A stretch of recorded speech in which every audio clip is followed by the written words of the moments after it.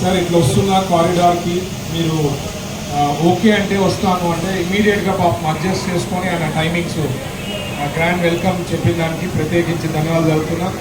And sir కూడా ముందు ఆయన కూడా ఒక ఐటీ ఇండస్ట్రీ ఉంది, ఆయనకి అనుభవం ఉంది ఎట్లా ఏం చేయాలనేది. ఎడ్యుకేటెడ్ ఎమ్మెల్యేస్కి అన్ఎడ్యుకేటెడ్ ఎమ్మెల్యేస్కి ఊరికే మాటలు చేయవలసిన తేడా ఉంటుంది. సో మీకు హైలీ ఎడ్యుకేటెడ్ ఒక ఐటీ సంస్థ యూఎస్లో ఉన్నారు, అట్లా ఎమ్మెల్యే మీకు గర్వం ఉండడం మీరు అదృష్టంగా భావించాలండి. ఇకపోతే మన వంశీ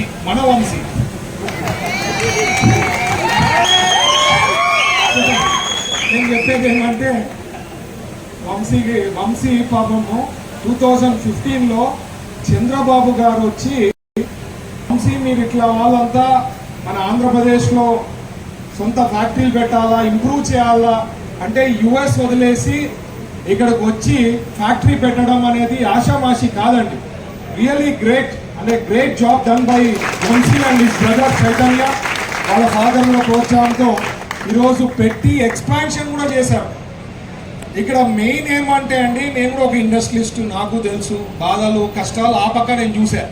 ఇప్పుడు గవర్నమెంట్లో వచ్చిన తర్వాత వాళ్ళ కష్టాలు బాధల్ని ఇమీడియట్గా తీర్చగలిగితే పెట్టుబడులు అనేది ఎక్కువ వచ్చేదానికి అవకాశం ఉంటుందన్నమాట. ఎందుకంటే వాళ్ళ ఇష్యూస్ అవి చాలా ఉంటాయి. అవతల మనం గవర్నమెంట్లో ఉండే వాళ్ళు అఫీషియల్స్కి కొంత భాగం తెలుస్తుంది, బట్ మన బాధలు కష్టాలు మేము అనుభవించింటాం కాబట్టి ఇంకా మేము ఇప్పుడు గవర్నమెంట్లో వచ్చిన తర్వాత ఈజీ టు ప్రాసెస్ థింగ్స్ ఎక్కువ శాతం వాళ్ళకి సపోర్ట్ చేసి కానీ చేస్తే వేలాది మందికి ఉపాధి వచ్చేదానికి అవకాశం ఉంటుంది. ఈరోజు వంశీ ఆల్రెడీ ఎక్స్పాన్షన్ చేశాడు, ఇంకా పెద్ద 4 కిడ్స్ అని చెప్పి బ్రాండింగ్ కూడా చేశారు. అంటే 4 పిల్లలు ఉన్నారనమాట వాళ్ళ అన్నకి ఈయనకి.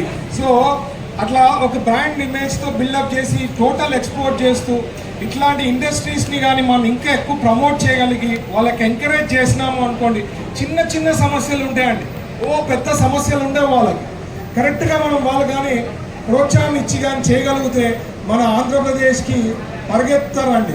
ఎందుకంటే చంద్రబాబు గారు అనేది ఒక బ్రాండ్ ఇమేజ్. ఇప్పుడు మాట్లా వాళ్ళందరి మీద కష్టపడినాము అనుకోండి, ఆటోమేటిక్గా ఇండస్ట్రీస్ వచ్చేదానికి ఉంటుంది. ఇక్కడ ఇండస్ట్రియల్ పార్క్లో ఆల్రెడీ చెప్పినారు ఎమ్మెల్యే గారు, దగ్గర 25 లక్షలు అంటే చాలా పెంచారు. అది కూడా రివ్యూ చేయాలా, ఏపీఐఎస్సితో మాట్లాడాలి, అది కూడా నా డిపార్ట్మెంట్లో ఉంది. ఖచ్చితంగా రివ్యూ చేసి ఏ రకంగా తగ్గించామంటే మిడిల్గాను ఏదో ఒకటి చేసి అంటే ఇండస్ట్రీస్కి భారం ఎక్కువ అనుకోకుండా ఇక్కడ కానీ అంటే పెట్టేదానికి వచ్చినారా ముందు కంటే ఇండస్ట్రియల్స్ గ్రోత్ అయ్యేదానికి ఇక్కడ ఉండే కారిడార్లో కూడా పెరిగేదానికి అవకాశం ఉంటుంది. సో ఆల్రెడీ ఇక్కడ పెద్ద ఇండస్ట్రీ ఉన్నాయి, ఇంకా చాలా సమస్యలు ఉంటాయి. వాళ్ళతో కూడా డిస్కస్ చేస్తే నాకు ఒక క్లారిటీ వస్తుంది. ఇక్కడ అందరూ ఉన్నారని చెప్పి ఈరోజు మీడియా ముందుకు వచ్చి మాడమని చెప్పినాను. ఇక్కడ ఒక రౌండ్ వేసి ఇక్కడ ఇండస్ట్రీస్లతో కూడా మాట్లాడి సమస్యలు తెలుసుకొని వాళ్ళ ఇష్యూస్ని ఏ రకంగా సార్ట్అవుట్ చేసే దాంట్లో ముందుకు పోతాం. కాబట్టి ఈజ్ ఆఫ్ డూయింగ్ అనేది మాటల్లో కాదు చేతల్లో చూపించే ప్రభుత్వం మాది.